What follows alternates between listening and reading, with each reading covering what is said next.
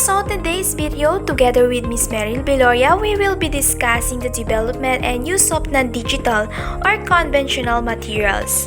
And at the end of this discussion or this video, you are expected to describe the procedures for developing conventional and instructional materials. And second, you are expected to develop instructional materials based on a given topic and strategy. And thirdly, you are expected to describe the factors to consider in revising media selections and delivery system for given instruction. The teachers need instructional materials to enhance teaching and learning, and according to Epyong and Aguirre 2015, instructional materials are defined as print and non-print items that are rested to impact information to students in educational process. And here is the examples of instructional materials.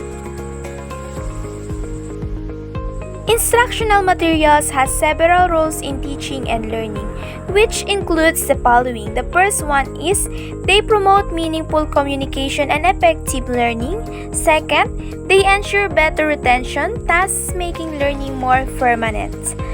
Third, they help to overcome the limited classroom by making the inaccessible accessible.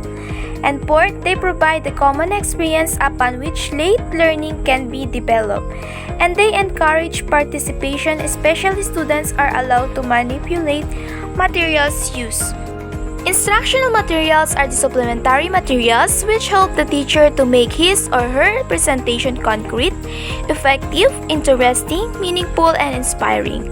And it is important to understand how to develop instructional materials.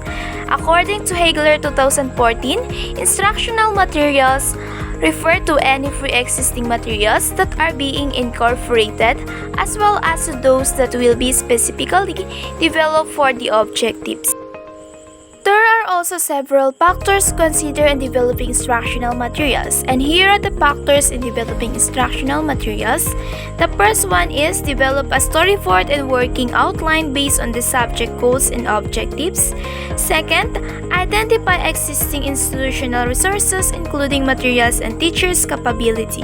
Thirdly, the teacher may research off-the-shelf materials that have been developed by others to determine if their approach could be useful.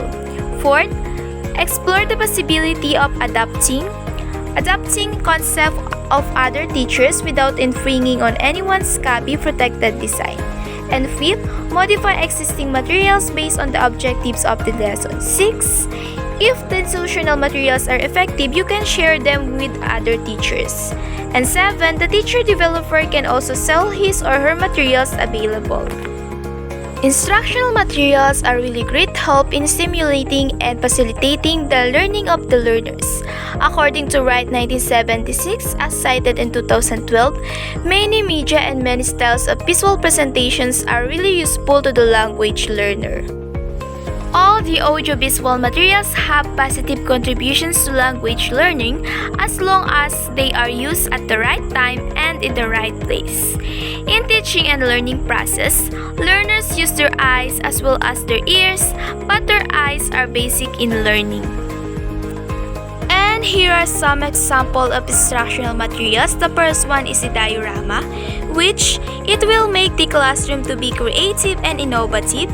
It is a fun way to build an exciting scene in a small space. Dioramas are small scenes created of layers of materials, all depicting a similar concept or a theme. They usually display a historical time period, a nature scene, or a fictional situation.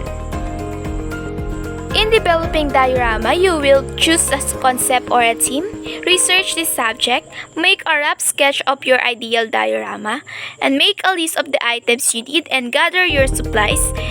Select a container or a box. Second, nature table. This is a table that contains objects or scenes related to the current season or upcoming festival or a symbol of an ecosystem.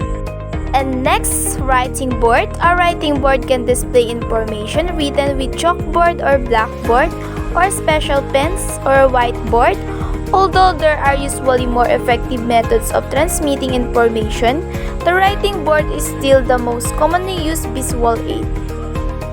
Here are the suggestions on using the writing board. Next, flip chart. It is a large tablet or pad of paper, usually on a tripod or stand. And here are the suggestions on using flip chart. Next is zigzag board. It is a multi-board series of 3 or 4 rectangular boards. They are joined together along the sides by hanging so that they can be easily folded up and carried. And each board can be a different type, for example, a whiteboard, a chalkboard, a panel board, and so on. And the size of the boards for the zigzag multi-board depends on what you want to use them for. Next is the wall display. Displaying items on a classroom wall is a well-known, tried, and tested educational method. A wall display is a collection of many different types of items and materials that put up on a wall to make an interesting and informative display. In a classroom wall, the display can consist of the student's own work. And last but not the least, rope and pole display board. This kind of board consists of 2 parallel horizontal poles that tied loosely together with the rope. Visual aids such as poster can be pinned to the rope, and this kind of display board is invaluable where there are few solid walls for displaying information. And it has no solid backing and can be made quickly for teaching, training, and when working with communities. And here are the guidelines when designing conventional instructional materials. The first one is the unity. Use only one idea for each visual aid and include a headline. Second, simplicity. Make ideas and relationships simple and easy to recall. Avoid cluttering a visual with too many words, numbers, or graphics.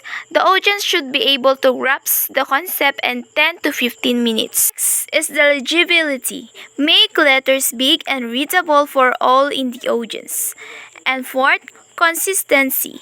Use the same type, style, and art style. And clarity. Avoid type that is too small to read. Avoid all caps. And last, quality. Make it dress and professional. And remember to be professional.